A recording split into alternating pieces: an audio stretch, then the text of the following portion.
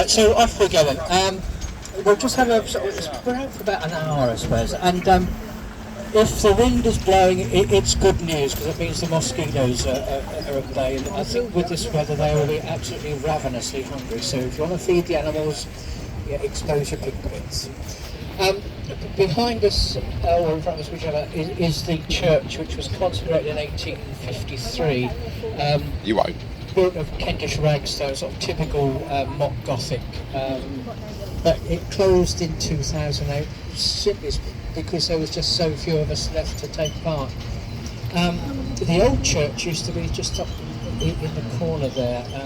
If we went for a walk later on, I can show you where it was, but that's where it was. And a lovely Grade 2 listed war memorial.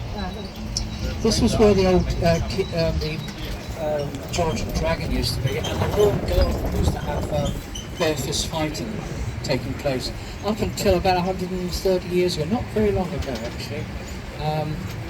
One bloke actually got killed fighting in there, which is a bit drastic. There is the old hall, which was the place where the bailiff to the lord of the manor would have lived. That was where they would hold the legal cases, court cases and so on. That particular hall was built about sort of late 1700s. There was one there before that. And then the old track used to run up there. This was a new road which you went across in the 1920s. Built, I suppose, as an addition to the A127 really, which was a purpose-built military road to connect Shrewsbury, the new military garrison of Shrewsbury, with London, and then they extended it right the way through here. So the MOD built this place in 1915. If you look around, you can see these areas of wooded. There's one there which is the Workhouse, there's one over there which is Nayswick, one over there which is Rich Marsh, and beyond you've got Eastwick and so on and so forth. But these are areas where there used to be farmsteads and a few cottages around them. But when the MOD bought the place, they kind of put us into two reservations, as it were, Courtsend and Churchend, and these other areas fell into disrepair. The old workhouse was last occupied in the 1920s, but those houses are in a pretty poor state. It's called the workhouse because it was like sort of social housing. There were 8 cottages there which would be given to people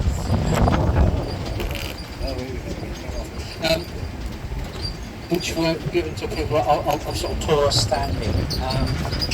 Other places had workhouses which got this connotation of Oliver Twist. Yeah, but that's that workhouse, so there was really some sort of housing. Then we come up, there's the old track still running through there, and then we come to the lodge, which was halfway between Courtsend and Churchend. And if you know anything about the people who lived on the marsh, they were always fighting each other. And really, the lodge was the halfway point where the boys from one village would fight the boys of the other village. Sort of gang warfare in its most pleasant form, I suppose. And if they weren't fighting each other, then they would go across to Birmingham and have a scrap with the boys from Birmingham. And then the boys from Birmingham come over here and have a scrap. And that's what they did, basically. So this is Lodge Farm. Again, about 1800, lovely 5-bedroom farmhouse with a men's quarter added to it as well. And if you look at the brickwork on the side, you can see some graffiti which has been etched into the soft red brick. And it's pictures of barges that would come up the river, or people's initials, and somebody can actually work and say, well, yeah, he did actually marry her in the end. So it's all quite sweet, really. But you can imagine the old boys, who were working on the farm, coming out there in the morning and standing on the corner of that farmhouse with their penknives and etching in a little bit of graffiti under the soft red bricks. The old track's still running behind those trees, so it's a lovely walk on a day like this actually. We just walk straight up here and back again.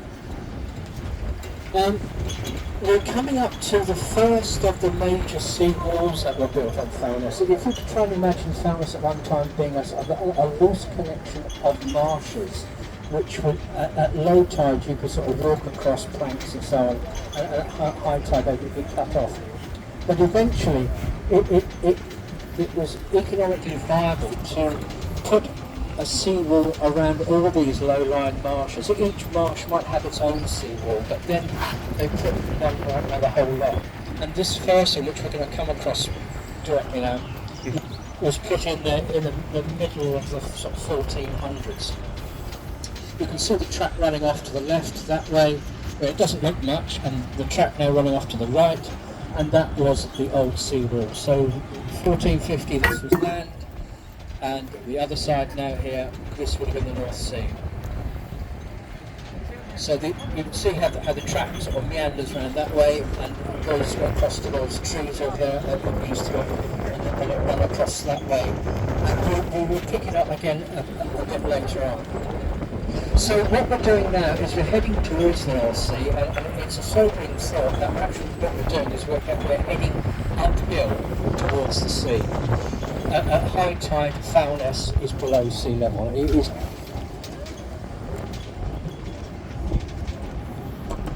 It's only sea walls that are keeping us dry.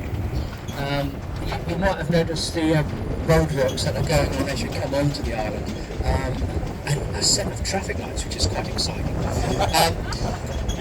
And that is part of a 20 million.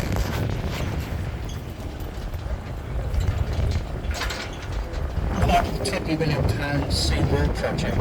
They've done this side of the seawall, as we'll see when we get up here, and now they're doing the Shoebury end, and it is part of a multi-million-pound project. This is just another stage of it.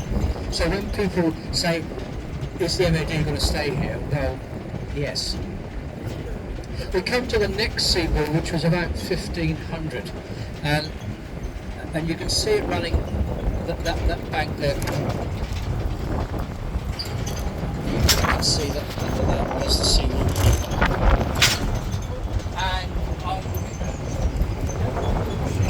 And the seawall runs that way as well.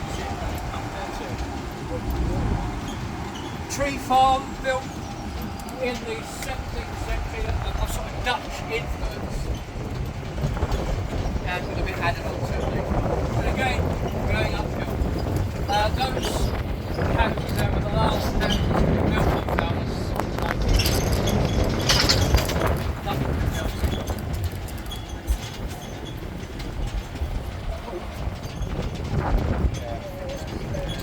They were built to rehouse people who were taken as houses that fell down. Those were built.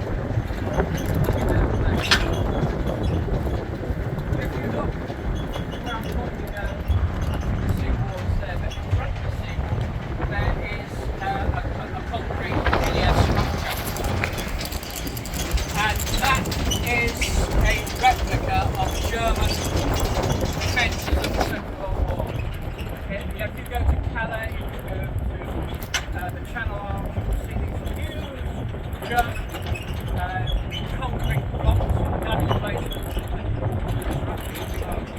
And obviously, if we were going to have a second front during the Second World War, the Russians are fighting on the eastern front, but if we were going to open the second front, then we needed to know what it would take to get the German concrete.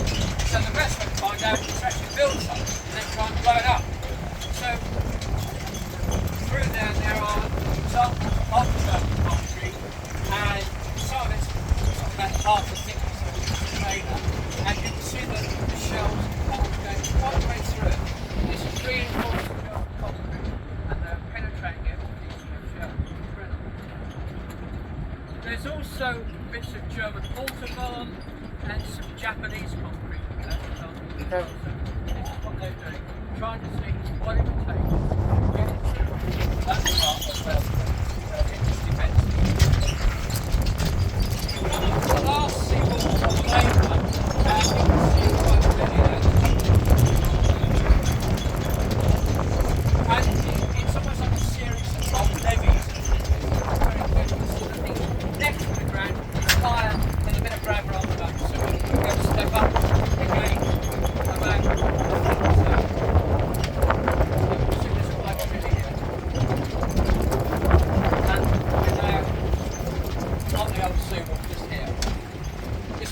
1800. And then the last one was the last strip of land that was put on in the 1800s. And of course, a lot smaller now than it was before 1953. 53, of course, was the great tide, the flood that engulfed the whole of this island. And after the flood, the wall was built up to its not quite its present height, so they've put some more concrete on top. So now our seawall is the same height as Southend Echo.